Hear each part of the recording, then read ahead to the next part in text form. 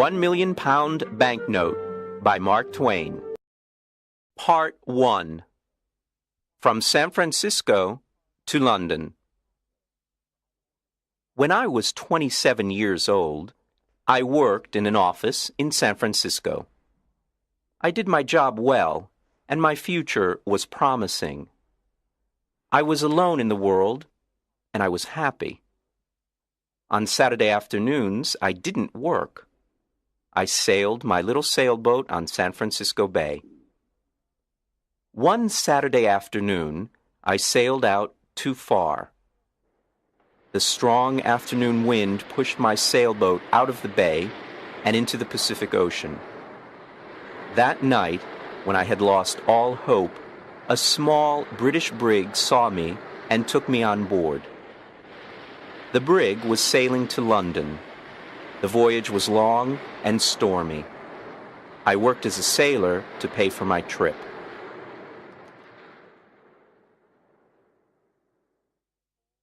When I arrived in London, my clothes were old and dirty. I had only $1 in my pocket. With this dollar, I ate and slept for the first 24 hours. During the next 24 hours, I didn't eat and I didn't sleep. At about 10 o'clock the following morning, I went to Portland Place. I saw a child walking past holding a big pear. The child ate one small piece and then threw the pear onto the street. I stopped and looked at it. I was very hungry and I really wanted that pear. But every time I tried to get it, someone passed by and looked at me. I quickly turned in the other direction and waited for the person to pass by. I tried again and again to get that pear, but the same thing happened. I was desperate. I decided to get the pear and not to worry about the people who saw me. At that moment, a gentleman opened a window behind me and said, "Come in here, please." A well-dressed servant opened the door. He took me to a beautiful room. Here, two old gentlemen were sitting and discussing something important. Their breakfast was still on the table. I was very hungry, and I stared at their breakfast. I want to tell the reader that the two gentlemen had made a bet several days before. I knew nothing about the bet until later. Let me tell you what happened. Part 2. An Unusual Bet. The two old gentlemen were brothers. For several days they argued about a very strange subject. They decided to end their argument with a bet, as the English usually do. The following was the subject of the bet. The Bank of England issued 2 banknotes of £1 million each for a public transaction with a foreign country. England used one banknote, and the other remained in the bank. At this point, Brother A said to Brother B, "If an honest and intelligent stranger arrives in London without a friend and without money, except for the £1 million banknote, he will starve to death." Brother B answered, No, I don't agree. Brother A said, "If he goes to the bank or anywhere else to change this big note, the police will put him in prison. Everyone will think he stole it." They continued arguing for days until Brother B said, I'll bet £20,000 that the stranger will live for 30 days with the banknote and not go to prison. Brother A accepted the bet. He went to the bank and bought the £1 million banknote. After, he returned home and prepared a letter. Then the two brothers sat by the window and waited for the right man for the bet. They saw a lot of honest faces go by, but they were not intelligent enough. Several faces were intelligent, but they were not honest. A lot of faces were honest and intelligent, but they were not poor enough. Other faces were honest, intelligent, and poor, but they were not strangers. When they saw me from the window, they thought I was the right man. They asked me questions, and soon they knew my story. Finally, they told me I was the right man for the bet. I asked them to explain the bet. One of the gentlemen gave me an envelope. I wanted to open it, but he said, "No, don't open it now. Wait until you are in your hotel room. Then read it very carefully." I was confused, and I wanted to discuss the subject with them, but they didn't. I felt hurt because I was the subject of a joke. When I left their house, I looked for the pair on the street. It was gone. I was quite angry with those two gentlemen. Far from their house, I opened the envelope. I saw that there was money inside. I didn't stop to read their letter. I ran to the nearest eating place. I ate and ate and ate. At last, I took out the envelope with the money to pay for my meal. I looked at the banknote and almost fainted. It was a banknote worth $5 million. I was speechless. I stared at the banknote. The two gentlemen had made a big mistake. They probably wanted to give me a 1-pound banknote. I saw the owner of the eating place staring at the banknote too. We were both surprised. I did not know what to do or say, so I simply gave him the note and said, "Give me the change, please." The owner apologized 1,000 times. "I'm very sorry, but I can't change this banknote, sir." "I don't have any other money. Please, change this note," the owner then said. "You can pay for this food whenever you want, sir. I understand that you are a very rich gentleman. You like playing jokes on people by dressing like a poor man. You can come here and eat all you want, whenever you want. You can pay me when you want." Part 3. The Letter. When I left the eating place, I hurried to the house of the two gentlemen. I wanted to correct the mistake they had made. I was very nervous. When I arrived, the same servant opened the door. I asked for the two gentlemen. "They are gone." The servant said. "Gone? Gone where?" "Oh, on a journey." "But where did they go?" "To the continent, I think." "The continent?" "Yes, sir." "When will they return?" "In a month." "A month? Oh, this is awful. How can I talk to them? It's extremely important." "I can't help you. I don't know where they are, sir." "Then I must see a member of the family." "All the family are away. They're in Egypt and India, I think." Before leaving, the two gentlemen made an enormous mistake. They will certainly return home tonight. Tell them that I came here to correct the mistake. I'll return tomorrow." "I'll tell them if I see them, but I won't see them. Sir, you must not worry, because everything is all right. They will be here on time, and they will see you then. Goodbye." I was confused. My head was in a fog. I did not understand what the servant told me. The letter. I remembered the letter. This is what it said. "You are an intelligent and honest man. You are also poor and a stranger. In this envelope you will find some money. It is yours only for 30 days. At the end of 30 days, return to this house. I have a bet on you. If I win this bet, you can have any job with any salary that you want." There were no signature, no address, no date on the letter. How strange. I didn't know what to think. I went to a park, sat down, and thought about what to do. After an hour, I reached the decision that follows. The two old gentlemen are playing a game that I don't understand. They are betting on me.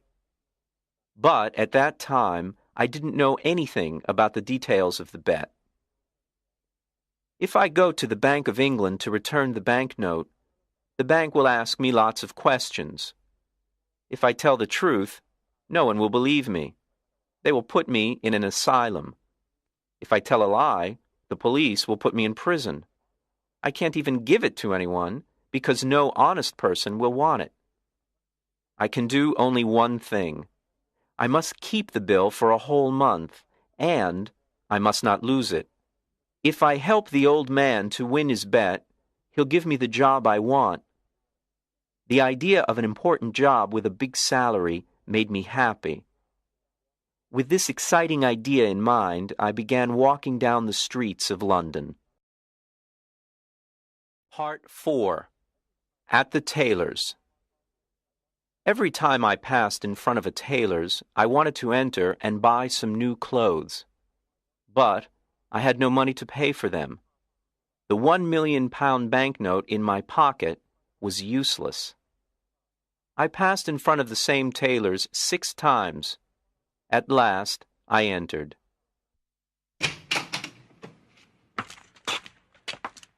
I quietly asked if they had an old, unattractive suit that no one wanted to buy.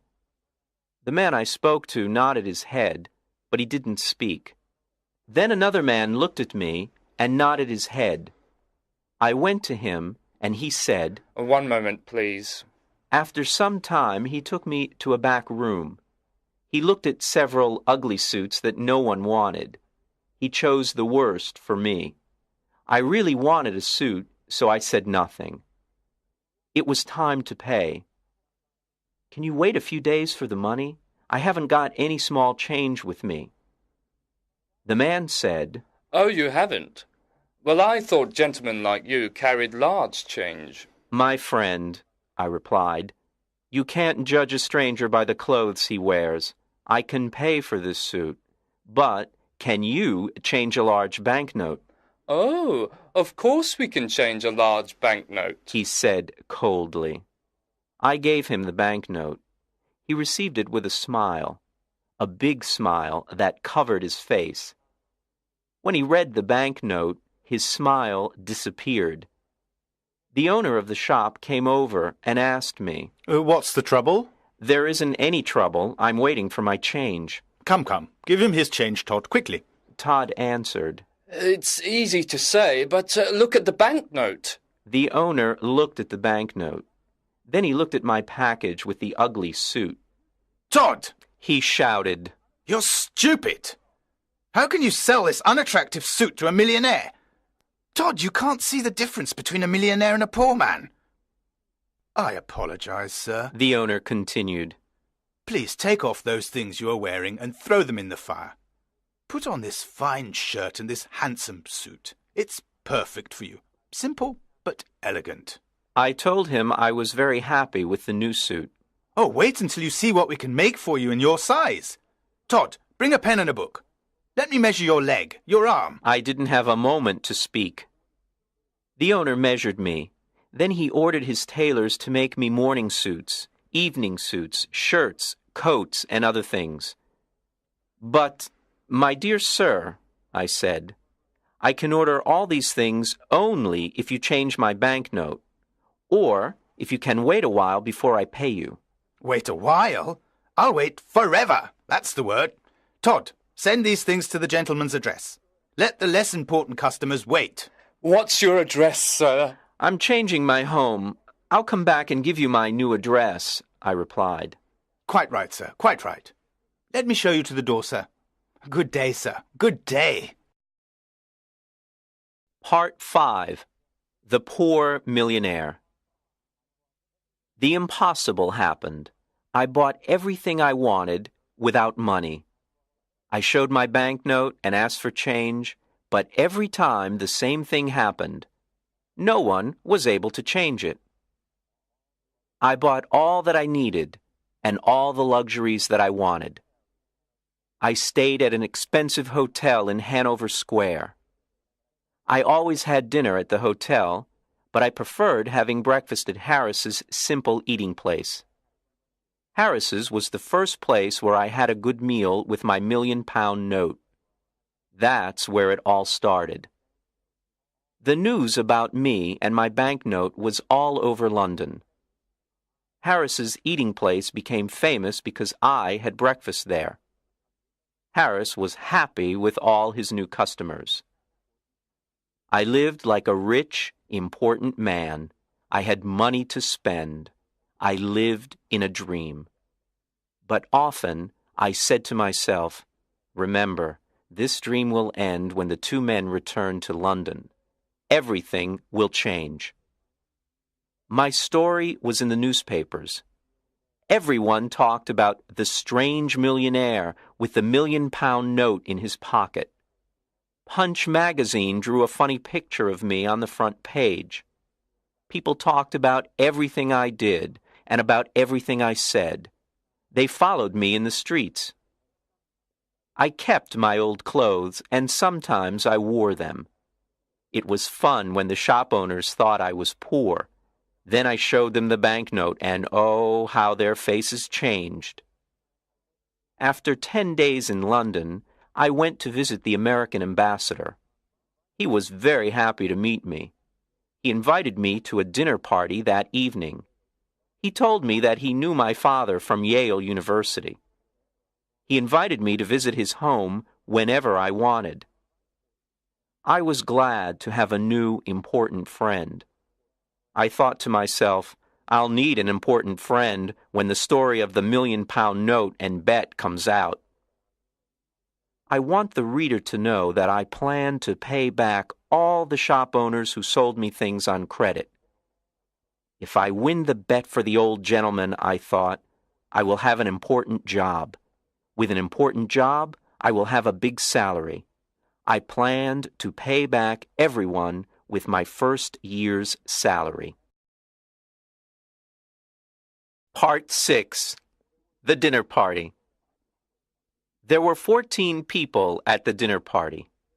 The Duke and Duchess of Shoreditch and their daughter, Lady Anne Grace Eleanor de Bohun, the Earl and Countess of Newgate, Viscount Cheapside, Lord and Lady Blatherskite, the ambassador, and his wife and daughter, and some other people.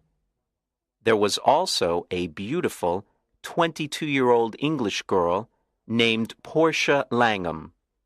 I fell in love with her in 2 minutes, and she with me. After a while, the house servant presented another guest, Mr. Lloyd Hastings. When Mr. Hastings saw me, he said, I think I know you. Yes, you probably do. Are you the... Yes, I'm the strange millionaire with the £1,000,000 note in his pocket. Well, this is a surprise. I never thought you were the same Henry Adams from San Francisco. 6 months ago, you were working in the offices of Blake Hopkins in San Francisco. I remember clearly. You had a very small salary, and at night you helped me arrange the papers for the Gould and Curry Mining Company. Now you're a millionaire, a celebrity here in London. I can't believe it. How exciting. I can't believe it either, Lloyd. Just 3 months ago, we went to the Miners' Restaurant. No, it was the What Cheer restaurant. Right. It was the What Cheer. We went there at 2 o'clock in the morning. We had steak and coffee. That night, we worked for 6 long hours on the Gould and Curry Mining Company papers. Do you remember, Henry? I asked you to come to London with me. I wanted you to help me sell the Gould and Curry gold mine shares, but you refused. Of course I remember. I didn't want to leave my job in San Francisco. And I still think it's difficult to sell shares of a California gold mine here in London. You were right, Henry. You were so right. It is impossible to sell these shares here in London. My plan failed and I spent all my money. I don't want to talk about it. But you must talk about it. When we leave the dinner party, you must tell me what happened. Oh, can I? I really need to talk to a friend. Lloyd said with water in his eyes. Yes, I want to hear the whole story, every word of it. Thank you, Henry. You are a true friend. At this point, it was time for dinner. Thanks to the English system of precedence, there was no dinner. The Duke of Shoreditch wanted to sit at the head of the table. The American ambassador also wanted to sit at the head of the table. It was impossible for them to decide, so we had no dinner. The English know about the system of precedence. They have dinner before going out to dinner. but strangers know nothing about it. They remain hungry all evening. Instead, we had a dish of sardines and a strawberry. Now it was time for everyone to play a game called cribbage. The English never play a game for fun. They play to win or to lose something. Miss Langham and I played the game, but with little interest. I looked at her beautiful face and said, "Miss Langham, I love you." "Mr. Adams," she said softly and smiled. "I love you too." This was a wonderful evening. Miss Langham and I were very happy. We smiled, laughed, and talked. I was honest with her. I told her that I was poor and that I didn't have a cent in the world. I explained that the £1,000,000 note was not mine. She was very curious to know more. I told her the whole story from the start. She laughed and laughed. She thought the story was very funny. I didn't understand why it was funny. I also explained that I needed an important job with a big salary to pay all my debts. "Portia, dear, can you come with me on the day I must meet those two gentlemen?"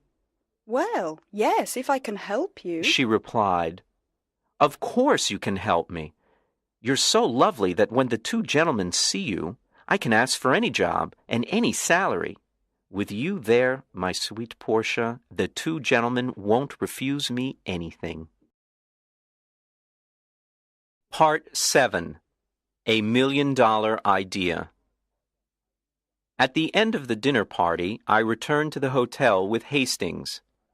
He talked about his problems, but I didn't listen to him. I was thinking about Portia the whole time. When we arrived at the hotel, Hastings said, "Let me just stand here and look at this marvelous hotel. It's a palace. What expensive furniture. You have everything you want. You are rich, Henry, and I am poor." His words scared me. I, too, was poor. I didn't have a cent in the world, and I had debts to pay. I needed to win the gentleman's bet. This was my last hope. Hastings didn't know the truth. "Henry, just a tiny part of your income can save me. I'm desperate," Hastings cried. "My dear Hastings, sit down here and drink this hot whiskey. Now, tell me your whole story, every word of it." "Do you want to hear my story again?" "But you never told me your story." "Of course I told you my story as we walked to the hotel. Don't you remember?" "I didn't hear one word of it." "Henry, are you ill? Is something wrong with you? What did you drink at the dinner party?" "Oh, Hastings, I'm in love. I can only think about my sweet Portia. This is why I didn't hear your story before." Hastings got up from his chair, shook my hand, and laughed. "I'm very happy for you, Henry. Very happy," he said, smiling. "I'll tell you the whole story again." So he sat down and patiently started to tell me his story. To make a long story short, the owners of the Gould and Curry gold mine sent Henry to England to sell the shares of the mine for $1,000,000. Any money he received over $1,000,000 was his to keep. Hastings' dream was to sell the shares for more than $1,000,000 and become rich. He had only 1 month to sell the shares. He had done everything to sell them, but nobody wanted to buy them. Then he jumped up and cried, "Henry, you can help me. Will you do it?" "Tell me how." "Give me $1,000,000, and I'll sell you all the shares. You will be the new owner of the gold mine. Don't refuse." I didn't know what to say. I wanted to tell Hastings the truth, but then an intelligent idea came to me. I thought about it for a moment, and then calmly said, "I will save you, Lloyd." "Then I am already saved. How can I thank you?" "Let me finish, Lloyd. I will save you, but not in that way. I have a better way. I know everything about that mine. I know its great value. You will sell the shares by using my name. You can send anyone to me. Since people in London know me, I will guarantee the gold mine. In a week or two, you will sell the shares for $3 million by using my name, and we'll share the money you earn, half to you and half to me." Lloyd was very happy and excited. He danced around the room and laughed. I can use your name! Your name! Think of it! The rich Londoners will run to buy these shares. I'm saved! And I'll never forget you, Henry. Part 8. Back to Portland Place. The next day, all of London talked about the shares of the California gold mine. I stayed in my hotel and said to everyone who came to me, "Yes, I know Mr. Hastings. He's a very honest man, and I know the gold mine, because I lived in the California gold country. It is a mine of great value." People were now interested in buying the shares. I spent every evening with Portia at the American ambassador's house. I didn't tell her about the shares and the mine. It was a surprise. We talked about our love and our future together. Finally, the end of the month arrived. Lots of rich Londoners bought the shares of the mine. I had $1 million of my own in the London and County Bank, and Lloyd did too. It was time to meet with the two old gentlemen. I dressed in my best clothes, and I went to get Portia. Before going to Portland Place, Portia and I talked about the job and the salary. "Portia, you are so beautiful. When the two gentlemen meet you, they'll give me any job and any salary I ask for." Henry, please remember that if we ask for too much, we will get nothing. Then what will happen to us? "Don't be afraid, Portia." When we arrived, the same servant opened the door. There were the two old gentlemen having tea. They were surprised to see Portia. I introduced her to them. Then I said, "Gentlemen, I am ready to report to you," We are pleased to hear this. said one gentleman. Now we can decide the bet that my brother Abel and I made. If you won for me, you can have any job in my power. Do you have the £1 million note? "Here it is, sir," and I gave it to him. I won! He shouted. Now what do you say, Abel? I say he survived, and I lost £20,000. I can't believe it. "I have more to tell you," I said. "But it's a long story. I'll tell you another time. For now, look at this." What? A certificate of deposit for £200,000? Is it yours? "It's mine. I earned it by using the banknote you lent me for a month." This is astonishing. I can't believe it. Portia looked at me with surprise and said, Henry, is that really your money? You didn't tell me the truth. "No, I didn't, but I know you'll forgive me." Don't be so sure. You told me a lie, Henry. "Dearest Portia, it was only for fun. Come, let's go now," But wait! my gentleman said. I want to give you the job and the salary you choose. Thank you with all my heart, but I don't want the job." Henry, you didn't thank the good gentleman in the right way. Can I do it for you? Portia said. "Of course you can, my dear." Portia walked to my gentleman, sat on his lap, and kissed him on the mouth.